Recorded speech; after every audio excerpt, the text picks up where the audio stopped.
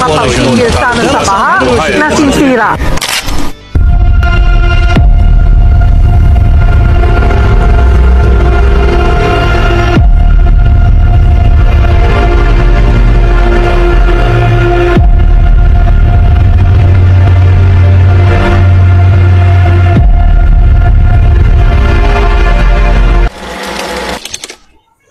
Imagine living in a country where the same families hold power for decades. Can you still call it a democracy, or it is just politics being passed down like an inheritance?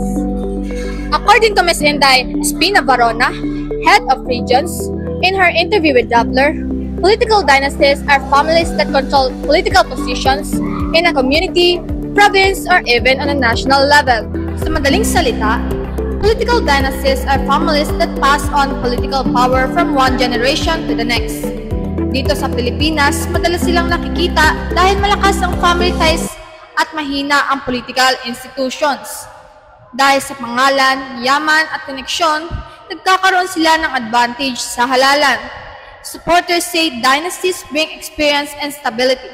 Pero ayon sa mga kritiko, nagdudulot din ito ng korupsyon, nepotism at sobra-sobrang kapangyarihan sa iilang pamilya.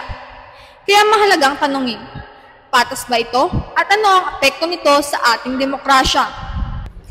Para mas lalo nating maintindihan, let us first revisit the history of political dynasties in the Philippines. Political dynasties in the Philippines have very deep roots. This can be traced back to the Spanish and American colonial period, where power was concentrated in the hands of the principalia or the elite families. Sila yung mga mayayaman and mga well-educated, kaya they were often appointed as the local leaders. Kaya hanggang ngayon, naging parte na ng political culture natin ang pagmana ng power sa families. Pagdating naman ng after independence, the system didn't really disappear. It just became stronger.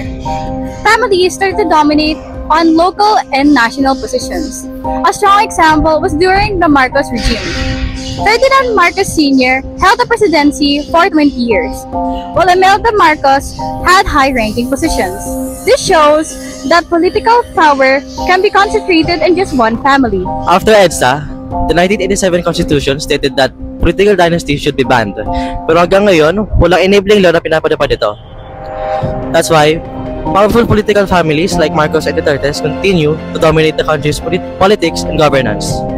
Fast forward to today, political dynasty remains a strong feature of our politics. Almost every province and city has a family that holds power. For example, sa Caloocan City, Oscar Malapitan has served as a mayor for 3 terms, then his son na long took over. Sa Davao City naman, the Duterte family has ruled for more than 2 decades, with Rodrigo Duterte serving as the mayor for many years, and his son and daughter, Paolo and Sara Duterte, holding the key positions. At syempre, hindi mawawala ang Marcos family. Former President Ferdinand Marcos Sr., known for his declaration of martial law in 1972, was succeeded by his son, Ferdinand Bongbong Marcos Jr., as he is now the current president of the Philippines, while his sister, Amy Marcos, is a senator, and their other relatives are still very heavily involved in politics. As the journalist Inday Espina Varona said in her after interview, the Marcos comeback is proof na mahirap masagin ang tradition ng dynasty sa Philippines, and that despite the constitution, they continue to dominate both local and national politics. From history hanggang ngayon, political dynasties shape our democracy. Pero ang tanong, are they really bringing stability and experience? Or are they weakening our system by keeping power only in the hands of a few families?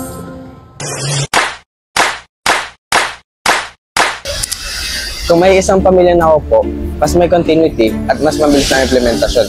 Hindi na natin kailangan umulit o magsimula dahil may bagong leader. Halimbawa, ang road project o ang school program. Tuloy-tuloy ito dahil isang pamilya lamang ang nakaupo sa posisyon. Pero dahil dyan, napupunta lang sa isang pamilyang kapangyarihan. Nawawala ang tunay na essence ng demokrasya dahil hindi nabibigyan ng pagkakataon ang ibang mamamayan na maglingkod para sa bayan. Pero maganda rin ito ang subok ng pamilya sa serbisyong publiko. Kapag kilala at trusted ang pamilya, mas madaling silang makakuha ng mga suporta mula sa mga tao.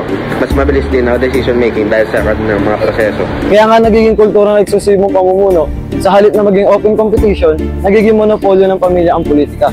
Nawawala accountability at minsan nagiging laganap ang patronage politics o utang loob system. Pero kung titingnan naman natin, may mga pamilya na nagbibigay ng magandang serbisyo gaya ng pagpapatayo ng eskwelahan, pagbibigay ng ayuda at pagbibigay ng trabaho.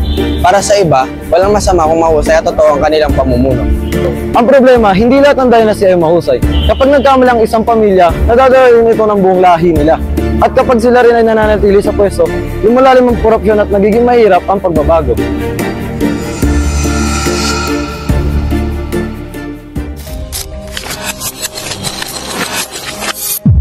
Most of the time, yung mga leader mula sa political dynasty ay malaki na yung impluensya kasi nga matagal nang kilala yung family nila o kaya matagal na rin silang namumuno.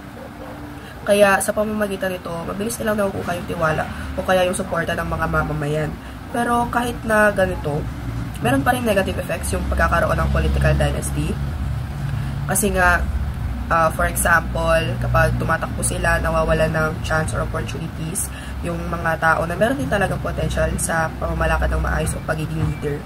Meron ding mga instances na pinipili nilang wag nang baguhin yung sistema kasi nga yun na yung nakasanayan ng family nila. Meron ding mga pangyayari dito sa lugar namin kung saan matagal yung responses kapag sa suspension of work or classes, kaya dumadating sa point na nagkakaroon ng mga reklamo sa comments ng page nila. To conclude, yung karanasan ko o kaya yung pagkakaroon ng political dynasty is hindi gaano kaganda, maliban na lang kung ginagawa din talaga nila yung dapat nilang gawin, yung paglilingkod nila ng maayos. Kaya, ayun, yun po yung karanasan ko under the political dynasty here sa lugar namin.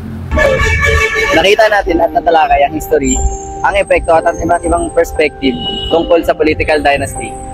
From its roots on our past hanggang sa kasalukuyan, malinaw na hindi ito nawawala sa political landscape ng ating bansa. Mailan na naniniwala na nakatulong ito dahil provides continuity at stability sa governance. Pero marami rin ang nasasabi na ito ay hindrance sa tunay na democracy dahil power is concentrated only in a few families. Ang malinaw, political dynasty has a strong influence on both our government and our society. Bilang kabataan at future voters, responsibility natin na maging critical thinkers to examine both the strengths and weaknesses of the system. Hindi sapat na bumoto lang tayo. Kailangan natin kilalanin ang leaders na may integrity at tunay na handang maglingkod ng bayan, hindi lang sa kanilang pamilya. Kayo, what's your stand on political dynasties?